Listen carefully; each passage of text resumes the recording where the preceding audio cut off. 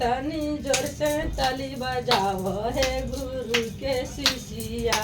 तनी जोर से ताली बजा हे गुरु के शिष्या। फूल लोढ़े गेल राली आज फूला बाग में होखे लागल चर्चा सुनावे लागल कान में। तनी जोर से ताली बजाओ हे गुरु के शिष्या। तनी जोर से ताली बजाओ हे गुरु के शिष्या। तनी जोर से ताली बजाओ हे गुरु के शिष्या। तनी जोर से ताली बजा हे गुरु के शिष्या।